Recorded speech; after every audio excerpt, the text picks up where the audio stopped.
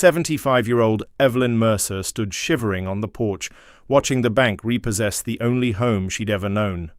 She had exactly 2 hours before the locks were changed forever. But before she walked away with nothing, she made one final desperate decision to open her grandmother's forbidden basement. The October wind whipping through Oak Park, Illinois, carried the bitter chill of early winter, but Evelyn Mercer barely felt it. She sat on a frayed floral suitcase on the sidewalk, her arthritic hands trembling as she clutched a stack of manila folders.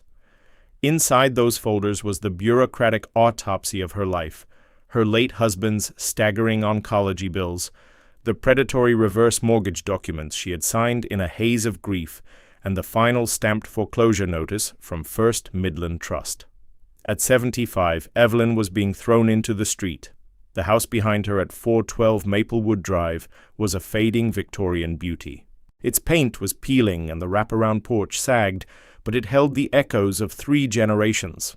It was the house where she had learned to walk, where she had nursed her husband until his last breath, and where her grandmother, Abigail Thatcher, had lived out her deeply secreted life.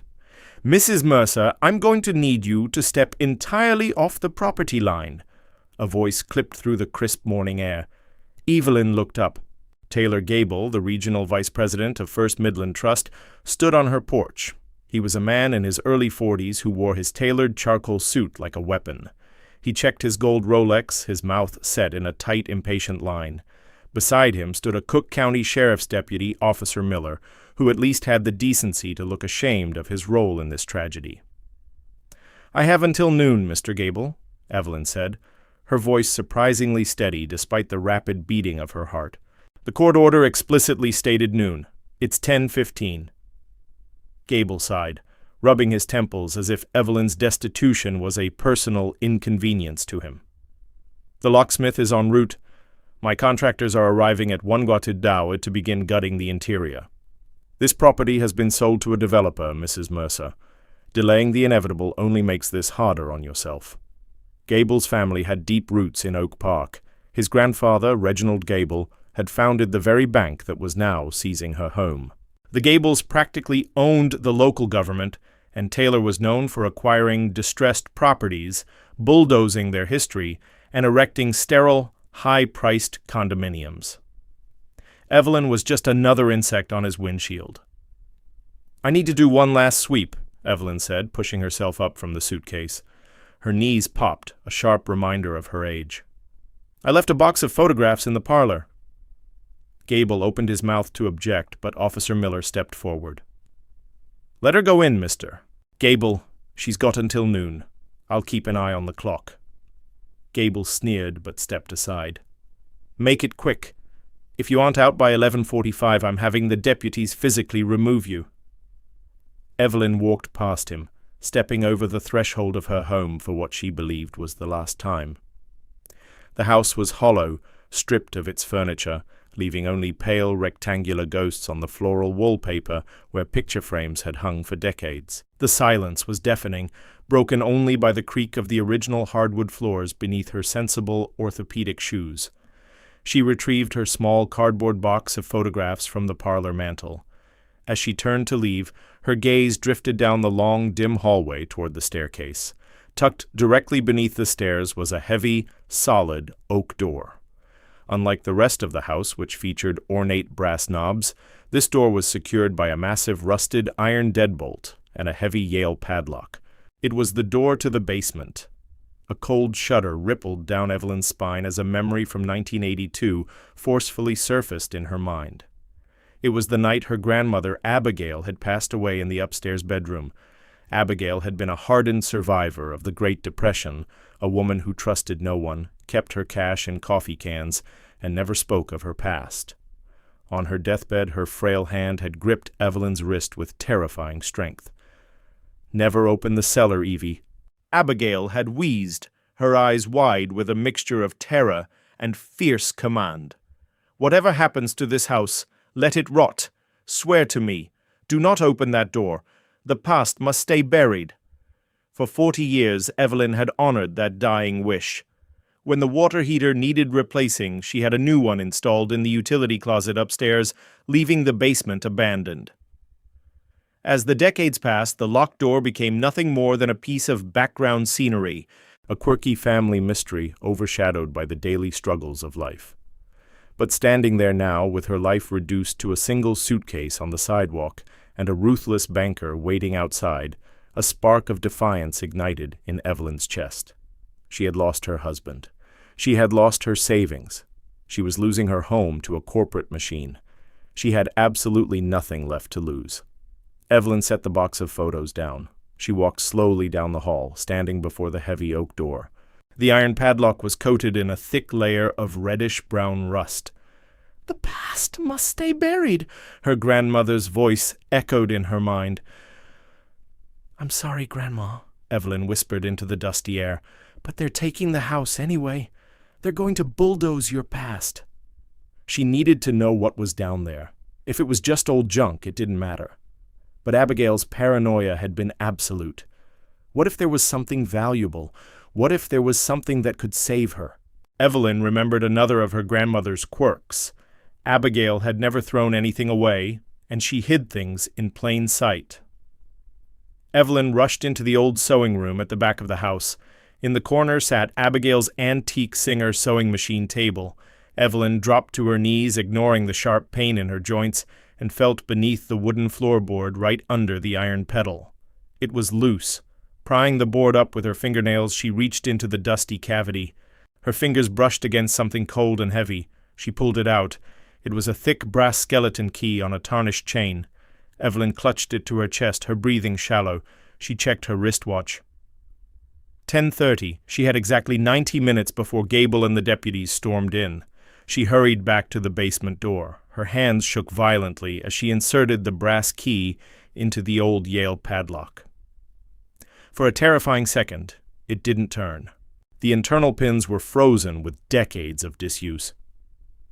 Evelyn gritted her teeth, wrapped both hands around the padlock, and forced the key with all the desperate strength a 75-year-old widow could muster. With a harsh metallic crack, the mechanism gave way. The padlock popped open. Evelyn pulled it free, letting the heavy iron fall to the floor with a loud thud. She gripped the rusted deadbolt, sliding it back. It shrieked in protest, scraping against the metal housing. Evelyn grabbed the porcelain doorknob. She took a deep breath and pushed the door open. A blast of cold, stale air rushed up from the darkness, carrying the scent of dry rot, ozone, and clear-as-throat old paper. It smelled like a tomb. Evelyn reached inside and fumbled for the pull-string light switch she assumed would be there. Her fingers found a brittle cord. She yanked it. Somewhere deep below, a single low-wattage incandescent bulb flickered to life, casting long shadows against the walls. Slowly, carefully, Evelyn began her descent. The wooden stairs groaned under her weight, practically crumbling at the edges. With every step downward, the temperature seemed to drop, and the sounds of the outside world, the distant traffic, the wind, even Gable's impatient pacing on the porch, were entirely swallowed by the earth. When her feet finally touched the basement floor, she gasped. This was not a normal residential cellar. Evelyn had expected dirt floors, ancient canning jars, and cobwebs. Instead, she found herself in a space that had been meticulously reinforced. The walls were poured concrete, much thicker than standard foundation, resembling a bunker. But it was what filled the room that made Evelyn's heart stop. Stacked along the far wall, nearly touching the low ceiling, were dozens of heavy wooden crates stamped with faded military-style serial numbers. Next to them stood 3 massive vintage Diebold iron safes, the kind used in commercial banks during the 1920s. "What in the world, Grandma?" Evelyn whispered, her voice trembling in the cavernous space. She approached the nearest wooden crate. The top was secured with iron bands, but decades of moisture had rusted the nails, causing the wood to warp and splinter. Evelyn grabbed a rusted iron fireplace poker leaning against the wall and wedged it beneath the crate's lid. Pushing down with her body weight, she heard a loud snap as the iron band broke. She Evelyned the wooden lid off. Inside the crate, packed tightly in yellowing wax paper, were heavy canvas bags. Evelyn reached in and pulled one out. Printed in faded black ink across the canvas were the words Federal Reserve Bank of Chicago, 1934. Her breath caught in her throat. She untied the thick twine securing the bag. It wasn't cash. It was stacks of stiff, ornate paper. Evelyn pulled a bundle out and held it up to the dim light bulb. They were United States Treasury bearer bonds. Each one carried a denomination of $10,000, and there were hundreds of them. Evelyn stumbled backward, dropping the bundle. The bonds scattered across the dusty concrete floor like fallen leaves. Bearer bonds were virtually extinct now, but she knew what they were. Whoever physically held the paper owned the value. They were untraceable. And if they were authentic, the single bag she had just opened was worth millions of dollars. Her mind raced, spinning out of control. Who was Abigail Thatcher? Her grandmother had claimed to be a simple seamstress who barely survived the Great Depression, clipping coupons and mending socks. How did a seamstress amass a fortune in unregistered government bonds, hidden behind reinforced concrete? Evelyn moved to the next crate. This one was partially open. Inside, she didn't find bonds. She found rows of meticulously organized leather-bound ledgers. She pulled the top ledger from the box. The leather was dry and cracking, sending flakes of dust onto her sweater. She opened it to the first page. It was entirely filled with Abigail's neat cursive handwriting. The ink was a faded sepia. Evelyn squinted, reading the first entry dated November the 14th, 1932. Property foreclosure transfer. 814 Elm Street, paid $400 to R. Gable to expedite eviction. Deed transferred to Dummy Corporation. Family removed. Profit secured. Evelyn froze. R. Gable. She flipped the pages rapidly. The ledger was a meticulous record of extortion, illegal land grabs, and shadow foreclosures executed during the height of the Great Depression. It detailed how local politicians and bankers conspired to force struggling families out of their homes, buying the properties for pennies on the dollar and hiding the assets. And the orchestrator of the entire operation, the ringleader whose name appeared on nearly every page alongside her grandmother's, was Reginald Gable, Taylor Gable's grandfather. But the most shocking revelation was Abigail's role. Abigail wasn't a victim of the Depression. She was the shadow accountant. She was the one holding the evidence. Evelyn turned to a page bookmarked with a dried, pressed rose. It was a signed contract between Abigail Thatcher and Reginald Gable. I, Reginald Gable, do hereby acknowledge that the deeds to 24 residential properties within Cook County are held in trust by Abigail Thatcher. In exchange for her silence regarding the origin of the funds, the property at 412 Maplewood Drive shall remain in her family's possession in perpetuity, immune from bank seizure, backed by the collateral held within her vault. Evelyn stared at the paper, the words burning into her mind. The house wasn't just a home. It was the physical collateral for a massive 80-year-old blackmail scheme. The bonds in the crates weren't Abigail's savings. They were the illicit profits Reginald had hidden away, which Abigail had essentially stolen and locked in her basement to ensure her family's safety. Suddenly, the foreclosure made terrifying sense. First Midland Trust wasn't just repossessing a house because of a defaulted reverse mortgage. Taylor Gable knew, or at the very least, he suspected what was hidden beneath the floorboards of 412 Maplewood Drive. He wasn't acting as a banker today. He was acting as a cleaner coming to retrieve his family's stolen fortune and destroy the evidence of his grandfather's crimes before it could ever see the light of day. Thump. A heavy footstep sounded directly above her head near the parlor. Evelyn's blood ran cold. She checked her watch, 11:10. They were early. Mrs. Mercer. Taylor Gable's voice boomed from the top of the stairs, echoing down into the cavernous basement. It didn't sound like the impatient, bureaucratic voice from the porch. It sounded sharp, predatory. "I see you found the old cellar, Mrs. Mercer," Gable called out. "I think it's time you come upstairs right now." Evelyn looked at the scattered million-dollar bonds. She at the damning ledger in her hands. She was a 75-year-old woman trapped underground with a ruthless man who had the full force of the law standing on the porch outside. If she walked up those stairs now, Gable would take the ledgers, take the bonds, and she would still be thrown into the street. The truth would be buried forever, just as her grandmother had promised. "Never open the cellar, Evie." Evelyn gripped the leather ledger tightly against her chest. Her eyes darted around the concrete bunker, searching the shadows.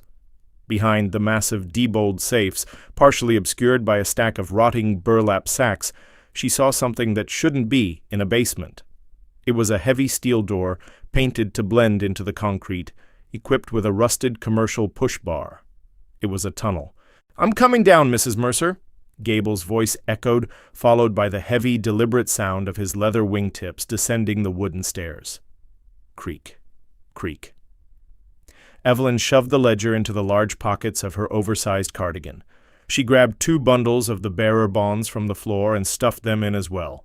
As Gable's shadow stretched across the concrete floor of the basement, Evelyn Mercer stepped silently behind the iron safes, pushed her weight against the heavy steel bar, and vanished into the darkness beneath Oak Park. The heavy steel door clicked shut behind Evelyn, plunging her into absolute, suffocating darkness. She leaned against the freezing metal, her chest heaving as she listened to muffled, enraged shouts of Taylor Gable echoing from the basement she had just escaped.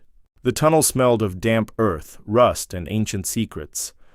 It was a Prohibition-era bootlegging corridor, a forgotten subterranean artery beneath the affluent, tree-lined streets of Oak Park. She fumbled blindly in the dark, her hand sliding along the rough, brick-lined walls until her fingers grazed a heavy, battery-operated lantern sitting on a wooden ledge. Her grandmother really did plan for everything. Evelyn flipped the switch.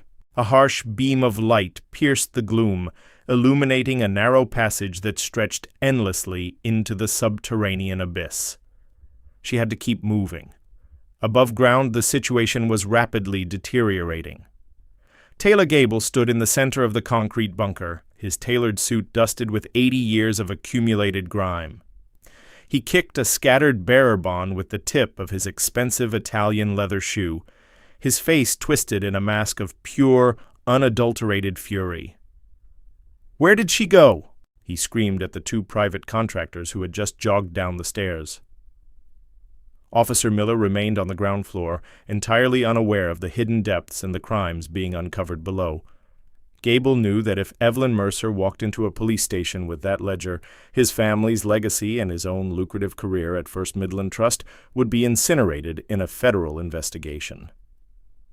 "Find the old woman," Gable ordered, pointing a trembling finger at the disguised steel door. "Do whatever it takes. She stole bank property. Bring her back to me before she talks to anyone." Evelyn's sensible orthopedic shoes slapped softly against the damp brick floor. The heavy lantern swung rhythmically by her side, casting frantic dancing shadows against the curved ceiling. Every step sent a sharp jolt of pain through her arthritic knees, but adrenaline fueled her forward. She clutched the canvas bags of bearer bonds and the leather-bound ledger tightly against her chest. These papers were her shield.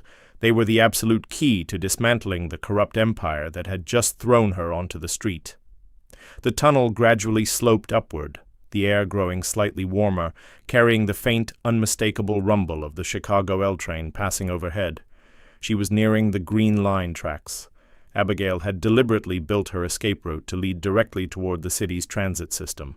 Evelyn pushed through a rusted iron turnstile, her breath ragged, and found herself facing a concrete stairwell leading up to a heavy iron municipal grate.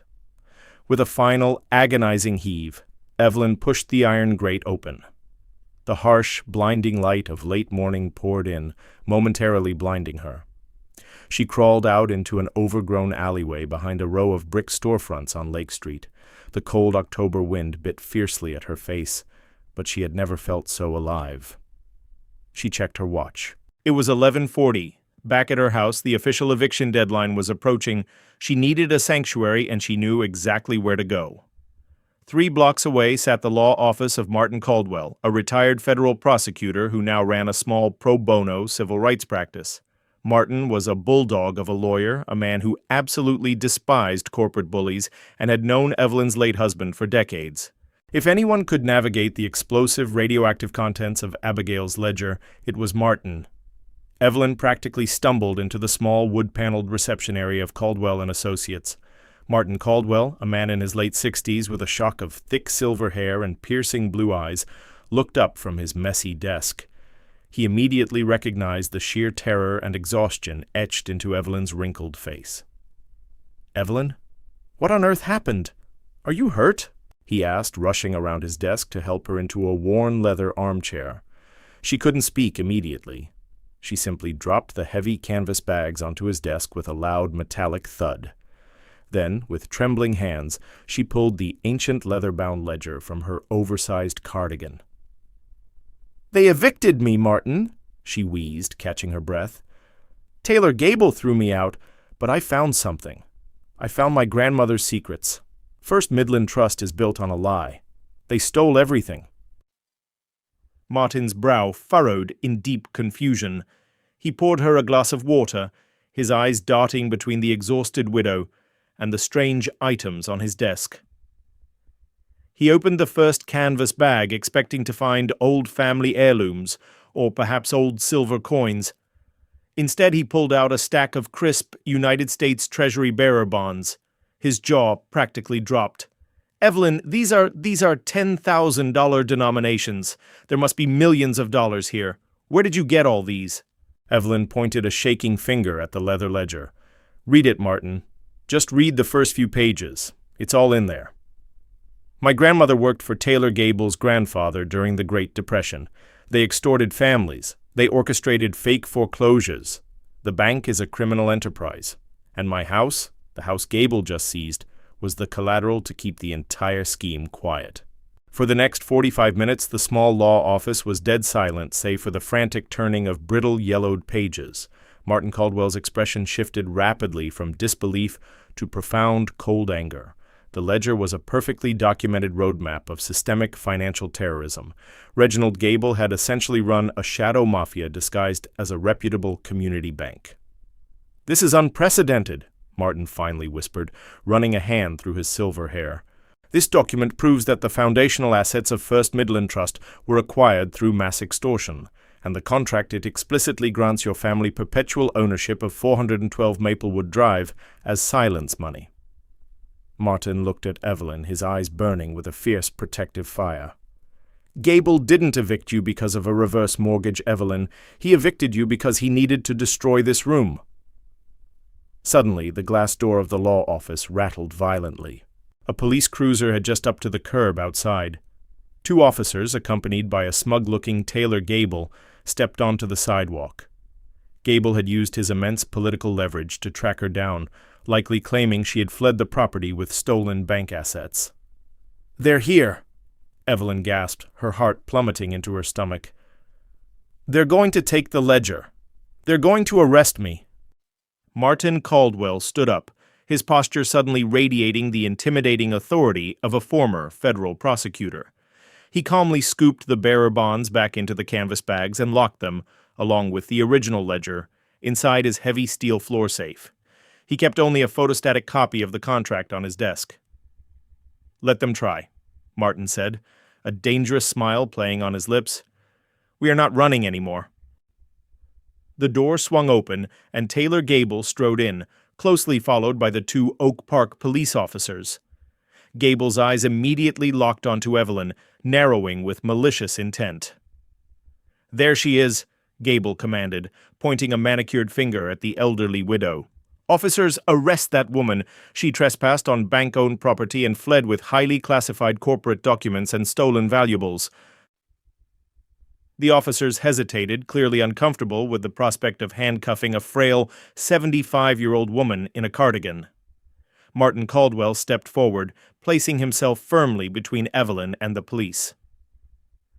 "Good afternoon, Taylor," Martin said, his voice dripping with condescension. "I suggest you tell these officers to wait outside before you embarrass yourself and your institution in front of the entire county," Gable sneered. "Caldwell, I should have known this crazy old bat would run to a washed-up ambulance chaser. Step aside." Martin didn't move an inch. Instead, he picked up the photocopy of the 1932 contract from his desk and held it up to the light. "Are these the classified corporate documents you're referring to, Taylor? The ones detailing your grandfather's extortion ring?" Gable's face drained of color. The arrogant sneer vanished entirely, replaced by a sudden sickening realization. He hadn't expected Evelyn to actually read the documents, let alone understand them and bring them to a federal lawyer.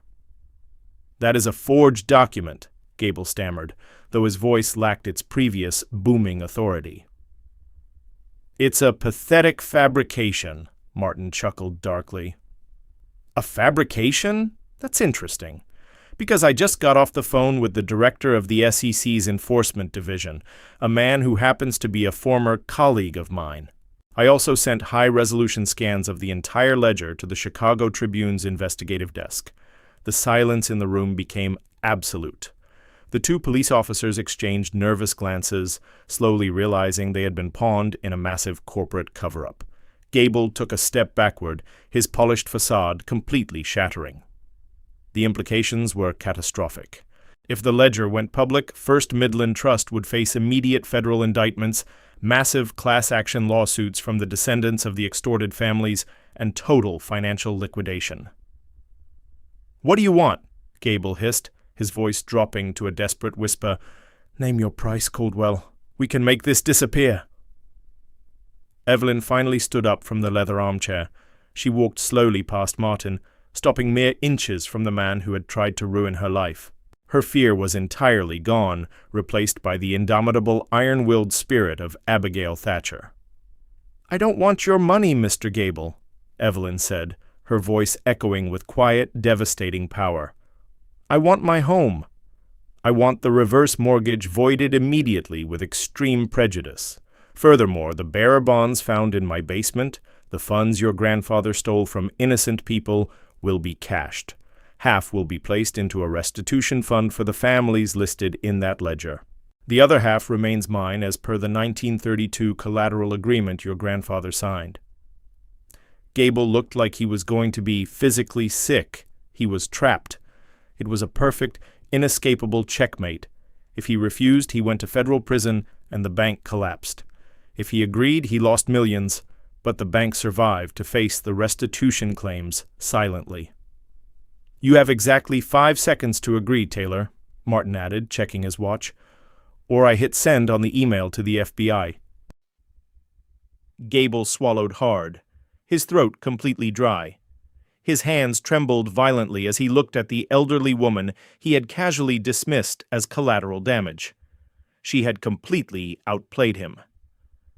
"Fine," he choked out, the words sounding like broken glass.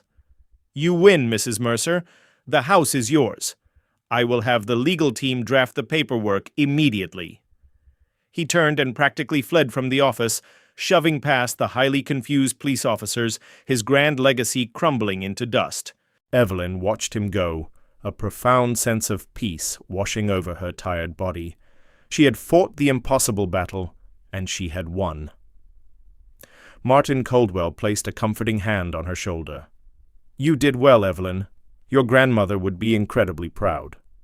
Evelyn smiled, thinking of the dark, imposing cellar that had saved her. 3 weeks later, Evelyn Mercer sat on her wraparound porch at 412 Maplewood Drive, sipping a cup of hot chamomile tea.